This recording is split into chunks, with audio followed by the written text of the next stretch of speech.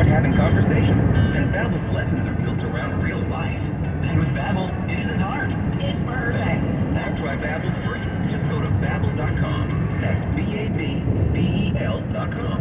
Sacramento news voices you can trust. Christina Mendoza and Sam Shane, the KFBK Morning News on KFBK News Radio. It's called Armstrong and Getty On Demand. The Armstrong and Getty Show. Folks say, oh, they're just cleaning up this place because all those fancy leaders are coming into town. That's true. Because it's true. That was an interesting thing to say. I'm not sure that or... Hit us with clip 50, Michael. And I'll finish my talking. Put on an event. By definition, you have people over your house. You're going to clean up the house. You're going to make sure the kids make their beds. Take the socks. Let's put them in the drawer. I'm not sure either one of those is a top 10 clip of the year, but I feel like they're of that quality. That first one I feel like he'd like to have back. He was workshopping that in his head. And people say you drink too much. Well, that's true. Because it's true. Folks say, oh, they're just cleaning up this place because all those fancy leaders are coming into town. That's true. Because it's true. So that first part, though, that just struck me. He did that a couple of times. Is he workshopping again? Is he workshopping his kind of regular guy for when he runs for president someplace other than San Francisco? Because I've never heard him dropping his G's and doing that sort of thing. I've never heard him do that before. People say that fancy leaders are coming to town. I've never heard him talk like that. You read my mind. I was just going to say he is clearly working on his folksy. Gavin of Napa, the great Silver Spoon Gavin of Napa Valley, is working on his folksy for the presidential run.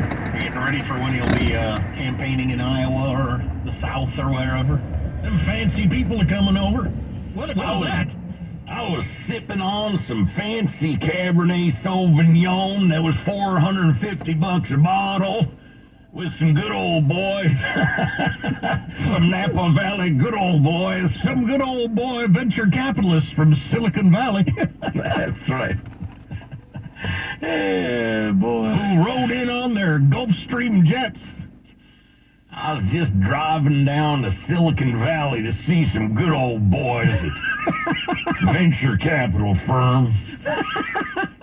Unbelievable. Good. Keep trying, Gabby. Oh, I do hope he runs. I really, really, really hope he runs, just for the comedy. So, speaking of fancy leaders coming to town, that would be Xi Jinping, among others, for your APAC meeting. That did not work well for him. Go ahead, play it again, Michael. Folks say, oh, they're just cleaning up this place because all those fancy leaders are coming into town. That's true. Because it's true. Yeah, that just didn't work. I say. Wow. Anyway. He laughed. I laughed. This is so good. Just the opening from this piece by Peter Goodman, who's a global economics reporter for the New York Times. He writes, for more than a quarter century, the fortunes of the United States and China were fused in a uniquely monumental joint venture. That's a good line. Americans treated China like the mother of all outlet stores, purchasing staggering quantities of low-priced factory goods. Major brands... Crappy goods. Yeah, in large measure. Major brands exploited China as the ultimate means of cutting costs, manufacturing their products in a land where wages are low and unions are banned. Whoa, hey, whoa, what? Yeah, hey, socialists. You get your socialist utopia? Unions are banned. Well, that's because they're not needed, because in a socialist system, everybody shares... Whoa. Let's go back to the first part of that little paragraph. Why are American corporations offshoring all their manufacturing? Because wages are so low in the socialist utopia. Is anybody getting this? Have I spelled it out slowly enough for y'all? Holy crap, how do people keep coming back to socialism?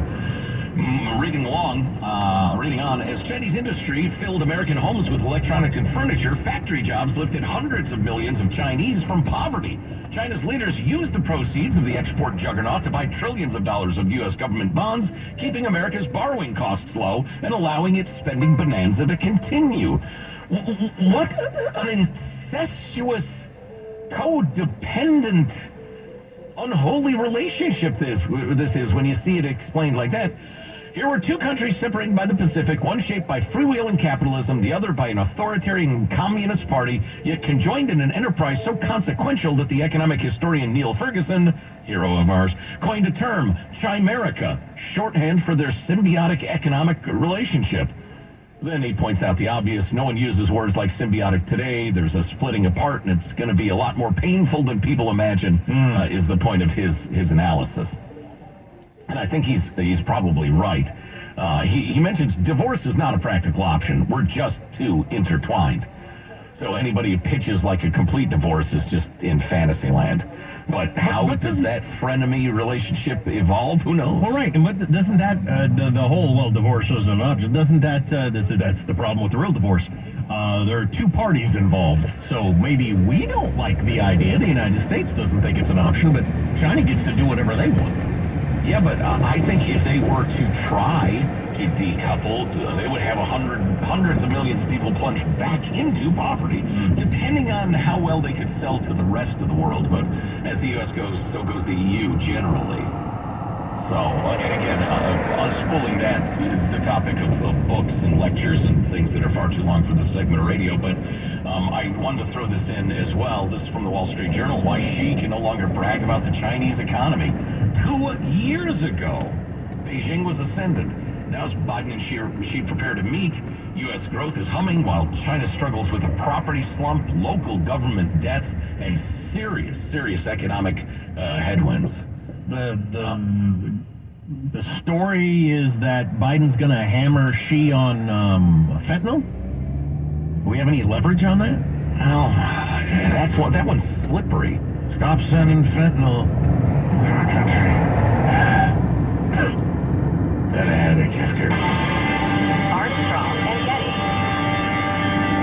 I'm Jack Armstrong, he's Joe Getty. We're the Armstrong and Getty Show. Do you like to stay informed, to know what's going on in the world? And you can't stand the liberal media bias. We think we have a show for you. Armstrong and Getty on demand. 4 episodes available every day. You will be up to date, you will be informed, and you will be entertained. Sometimes we get mad about the news. Sometimes we laugh hard about the news. Armstrong and Getty on demand. Armstrong and Getty on demand. 4 episodes available every day. On the iHeartRadio app. It's a fantastic podcast. The season of inspiration sales event is on at Meta Mazda. With first year's maintenance and a complimentary limited lifetime warranty with the purchase of any new Meta Mazda. Big selection, big savings at MetaMazda.com. It's the 17th annual Pistol Season Community Food Drive. Stop by your local Tri-County Bank branch to donate non-perishable food now through December 22nd. All donations help the Salvation Army feed local families in need. Visit TriCountyBank.com to learn more. Member FDIC. Ignite something inside of you. Set the light in an elevated state of being. Days of pure exhilaration. And the night, they're simply electric. Hear it. Feel the thunder. Feel the thunder. My wings and the thunder. Feel the thunder. KFBK Sacramento. KFBK FM. Paul Fine. For local news, breaking news, traffic, and weather, KFBK, Sacramento's News Radio. From ABC News, I'm Chuck Stevenson. President Biden on today's death of former First Lady Rosalind Carter, calling the Carters full of integrity. I was told that all the family, all the children and grandchildren are with Jimmy Carter. The president before boarding Air Force One at Norfolk Naval Station, Norfolk, Virginia. Mrs. Carter was 96. She just entered home hospice care last week, suffering dementia. Former President Carter's 99. They were married 77 years. 2 years ago, ABC's Steve Musensami asked Jimmy and Rosalind Carter about what makes their relationship last. We try to make sure we completely reconcile from all the arguments much during the day. Oh, when we go to bed. So we also read the Bible every night. Every time I come home. 60 years short. I don't think I'm asleep. If you've read the Bible, angry if you've read the Bible. I would never go to bed angry. Carter was an advocate for mental health care, established the Institute for Caregivers, and both were big supporters of Habitat for Humanity, the nonprofit devoted to affordable housing. President Biden introduced an early screening of the upcoming movie Wonka and shared a Friendsgiving meal with service members and their families in Norfolk Naval Station. He and the First Lady treated service members and military families from 2 U.S. aircraft carriers. United Nations officials are looking into this as well, says ABC's Tom Sufi-Burri. The Israeli military is investigating reports that a UN school in Gaza was attacked this weekend. The UN said scores of people were injured and killed there. Conceding defeat in today's presidential election, Argentina's economy minister Sergio Massa to populist Javier Milei, a right-wing economist who has promised a dramatic shakeup. Listening to ABC News. California's capital city now trending on KSBK, Sacramento's News Radio. The freeway will be opening later tonight, but won't be fully operational until tomorrow. Vice President Kamala Harris was on site this morning and thanked workers. We can give the fancy speeches all day long, but we're able to stand here and do this because they did this work on the ground. In many cases, working as many as 14 hours a day. Out of sheer commitment and a sense of duty and responsibility to deliver for the people of Los Angeles. The freeway was closed last Saturday after a massive fire. The stretch of road handles nearly 300,000 vehicles per day. Police are investigating what may be a string of dinner-time burglaries in the San Fernando Valley. Victims described the suspects as 4 or 5 men, all dressed in black clothing with masks. That's a look at the latest news. I'm Ryan Baker. Now, Sacramento traffic. Problems in Dixon, westbound EDM 113. There's a Kongdale vehicle on the right shoulder. In Loomis, Sierra College Boulevard at Delmore Avenue, a 2-car crash is blocking the shoulder. It's a sticky ride through Sacramento, westbound 50, tight between the 50-99 split and 15th Street. Slow-moving traffic in Roseville, southbound 65 from Blue Oaks to Stanford Ranch. And chains required on Highway 88 between Silver Lake and Pickett's Junction. On Highway 4, you're going to need to chain it up from 2 miles west of Mount Reba turnoff. And 89 closed from 395 to Highway 4. Traffic on the 10s every 10 minutes, mornings and afternoons. From the KPK Traffic Center, Steve Ferreira, KPK News Radio. Now, Sacramento weather. Tonight, breezy during the evening. Mainly clear skies, otherwise with a low 43. An abundance of sun tomorrow with a high 65. And a few clouds for Tuesday with a high 66. I'm AccuWeather's Gregory Patrick on KSBK, Sacramento's News Radio. Hi there, it's Pat Walsh. I just came back from a fabulous tour of northern Italy with Conservative Tours. And I'll tell you, they just put on a wonderful tour. And now, great news, as we are headed to southern Italy. This is going to be next spring, and I'd love for you to join me. The group going to northern Italy, they were fantastic. We're talking 12 magical days in luxury, once again with the professionals at Conservative Tours. We're going to visit the Abbey of Monte Cassino, the best-kept secret, Puglia, medieval Caserta, Sorrento, the lost city of Pompeii, Positano, Amalfi, and a chance to see the greatest sights in Rome. We'll even take the high-speed jet foil to the Isle of Capri. We're going in spring, April 10th through the 22nd. 5267 includes your airfare. Dining events that you'll remember years from now. Call Conservative Tours toll-free, 888-733-9494. It's 888-733-9494. You can go to conservativetours.com to find out more. Please join us next spring in Italy, and I'll see you on the Amalfi Coast. In order for small businesses to thrive, they need to be smart, efficient, savvy, staying ahead of the market at every turn, finding ways to do more with less, and taking advantage of every opportunity that comes their way. That's why Comcast Business is introducing the Small Business Bonus. For a limited time, you can get up to a $1,000 prepaid card when you switch to Comcast Business, the company with the largest, fastest, reliable network. Yep, you heard that right. 1,000 back. Something extra for your company. From the company that powers more businesses than anyone else. So if you're a small business owner, don't wait. Call or go online to learn about the $1,000 bonus today. Comcast Business, powering possibilities. Ends 12/5/2023. New customers with 750 megabits per second or above and 2-year agreement must keep required new services for 30 days to receive prepaid cards. Other restrictions apply. Let's go. Jazz. Kitty.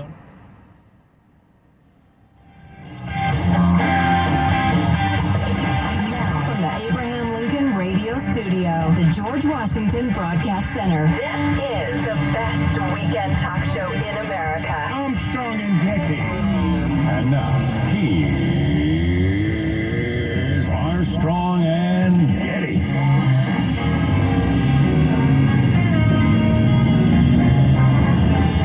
You've tuned into the best weekend talk show in America. We do 20 hours of live radio, the Armstrong and Getty Show, every week. This is boiled down to the best. But if you decide you want more, catch our podcast, Armstrong and Getty On Demand. From the war between Israel and Hamas and the chance that that might spread regionally, the backlash on college campuses, various Congress people and senators who want to fight. It's been a wild week, so settle in, enjoy, do whatever you're doing, and enjoy the best weekend talk show in America. It's happening. It's finally happening. Here's a woman in a national pool final, as in shooting pool in England, who was paired in the final with a transgender person, a dude, and said, no, I'm not doing this. Walked away, said, I'll take second place. I'm not dignifying this by participating. More of the details to come. Do dudes have an inherent advantage in billiards like they do in I other knew sports? you were going to ask that. I knew it because I asked that same question myself. Yes, huge advantage, and I'll prove that to you coming up. Generally being taller would help. Yeah, among other things. Although I couldn't tell you what those things are. I only shoot pool when I've had a couple of drinks. And I'm quite good. And then I have half another drink, and I can't make anything. There's a giant pro-Israeli rally happening in Washington, D.C. today. Fox is saying there will be 100,000 people there. I don't know how they have any idea how many people will be there, but it'll be interesting to see how big it is. I hope there are no counter-protests and violence. That's what I don't want to see. But that's a fairly big deal today when you had hundreds of thousands turning out pro. What do you want to say? Palestinian or Hamas? Depends who you're talking about. Either descriptor or exaggerate, depending on the people you're talking about. You know, I get what you're saying about no violence, and I certainly don't want anybody to get seriously injured or anything like that, like the poor Jewish man who was beaten down and killed by a college professor in Southern California. The guy who did the beating, that's right, a college professor. That's just shocking. But there is part of me getting back again to whether it's Barry Weiss's recent speech for the Federalist Society that we've referenced multiple times, or James Lindsay's brilliant piece in London recently. His speech, there's part of me that thinks anything the radical Marxist left does to unmask itself is a good thing. Let's grow the awareness of how ugly and nihilist and dangerous they are. So, luckily, me rooting for one thing or another doesn't make it happen anyway, so we'll just have to see what happens today. Well, speaking of the Islamist faction of the nihilists, Mike Lyons, we were talking to him at the end of last week, said some really interesting, really fervent stuff, and we wanted to get that back on. I want to hear it again, honestly, specifically on the topic of the dozens and dozens of attacks from Iran's proxies, which have gone virtually unanswered. Now, we've hit a weapons depot here and a supply something or other there, but the United States continues to underreact, in my opinion. Yeah, let's start with clip 31, Michael. This administration does not want to get to the point where we have to go after Iran for whatever reason. I think we know the reason, because this administration deep down thinks we can still all get along. And Iran has control of these Shia militia groups